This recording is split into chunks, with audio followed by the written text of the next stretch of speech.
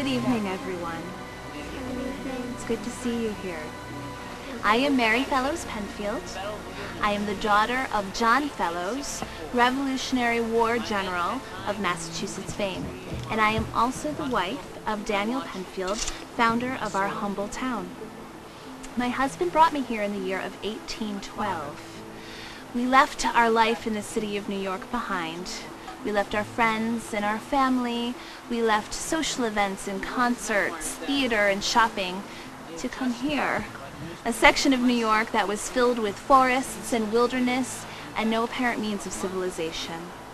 But I, my husband, and our young children ventured forth to begin anew, and we explored, cultivated, and domesticated this unclaimed land. We brought culture and education and social elegance. We were essentially the first family of Penfield, and we were obliged to set standards in social elegance for our blossoming community. We brought with us the social etiquette of day-to-day life, as well as social etiquette surrounding death. In New England, from which I am from, the Dutch settlers came and began traditions that were, many of which, banned by the time I was old enough to understand. But I do remember that the grave was as familiar as the cradle, and that death was natural and inevitable. My parents informed me of many of these traditions, and I'm going to share their stories with you this evening. When the Dutch settlers came to these areas, they brought with them the concept of the inviter, or the aanspreker.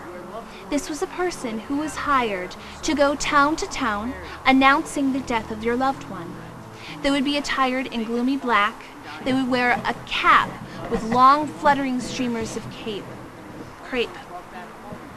They would go door to door, and they would announce the name of the deceased as well as the time and date of the funeral. The funeral was not something that you could say no to. You must accept an invitation to a funeral. They brought with them gifts, 2 doodkoeks, or dead cakes, a bottle of wine, and a pair of gloves. The receiver of this would ingest 1 doodkoek and drink the wine, and keep the other death cake for the purposes of a memento. Often, the dead cakes would bear the initials of the deceased person, and they were symbolically filled with the sins of your loved one, and your ingesting them would help them find their way to heaven. The recipe for them is as follows if you are interested. It's 14 pounds of flour, 6 pounds of sugar, 5 pounds of butter, 1 quart of water, 2 teaspoonfuls of pearl ash, 2 teaspoonfuls of salt, and 1 ounce of caraway seed. They were then cut into discs 4 inches in diameter. Another tradition of the death ritual would be that of what we know today as the wake. Loved ones, intimate friends of the dead would come together, and their job would be to watch over the body before the funeral. These could be men or women, but it was not a gloomy time, as they were provided with plentiful strong drink, tobacco, and more cake. So often the time would be spent happily into the wee hours of the morning. After the funeral, the women stayed behind and ate more cake and drank wine, and the men followed the body to the cemetery.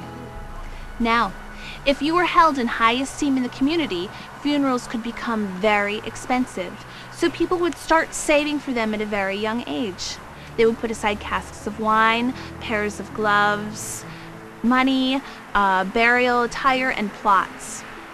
But because this became very extravagant and expensive, especially in Revolutionary War times, in the state of Massachusetts, it was made illegal in the year of 1821 to spend extravagantly on your funeral.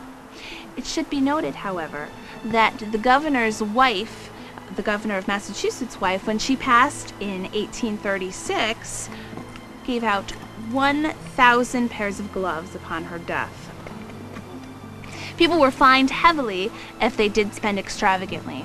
Now, when I moved to New York with Daniel, I was aghast to find that many of these traditions that had been stories of the past were alive here, and I did in fact bring them to Penfield. But even in New York, this became very expensive as time went on. The inviter was replaced by the tolling of a bell. Often, one toll would mean the passing of a child, 2 tolls would mean the passing of a woman, and 3 tolls the passing of a man. In other areas, it would be 1 toll for each year of the person's life. In small communities where everybody knew everything about each other, it would be easy to tell for whom the bell tolled. Now, this evening, you will be able to get a taste of the delectably morbid treats, the doot cakes. I, of course, upon my passing, gave the job of preparing these cakes to my cook, and she did it with such certainty that it was as if she created the recipe herself.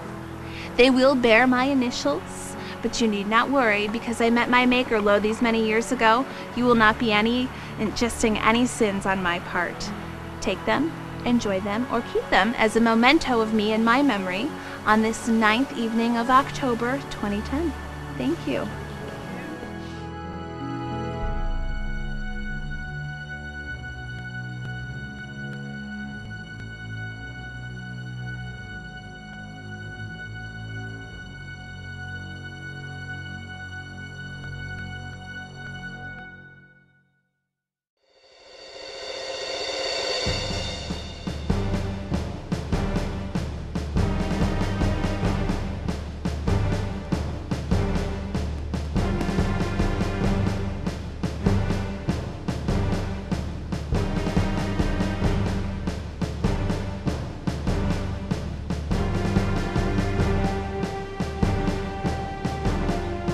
Death became a way of life during the American Civil War. My name is Henry B. Owen. I was born here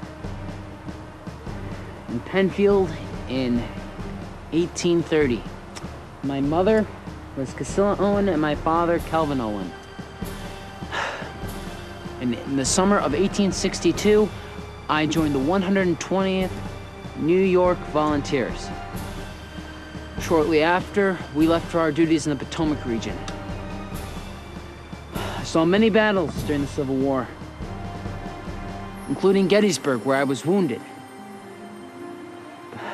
I was sent home to recover, and upon my return, I was promoted to captain, only to be killed in action on May 10th, 1864, at the Battle of the Wilderness. My men had time only to retrieve my pocket watch, pocketbook, my sword. My father learned of my death in the most horrible way. He wrote in his memoirs that I have just learned by the newspaper that my son, H.B. Owen, was instantly killed in battle at Spotsylvania, Virginia, leading his company in a charge against the rebels. He fell in the enemy line, and his men had not time to rescue his body, for at that time they were repulsed, so that his body could not be obtained at all, and we shall never know how or where he was buried. The chaplain wrote to my father that if my body was found, it would have been embalmed and sent home. Embalming was a new practice started during the Civil War. Did you know that 42% of the soldiers killed during the Civil War remain unidentified? And that of the 650,000 men that died, only 20,000 were embalmed and sent home. A new type of cemetery was created during this time. Military cemeteries. They were created. Loved ones thought that their fallen soldier should spend eternity with his comrades who he had fought and died with. But some wanted their bodies to be returned home to be buried in private cemeteries like that of here at Oakwood. Though my body lies in some unmarked grave in the underbrush of northwestern Virginia, I am honored that people of Penfield erected this stone for me. I am happy to say that now I am finally home. Thank you very much.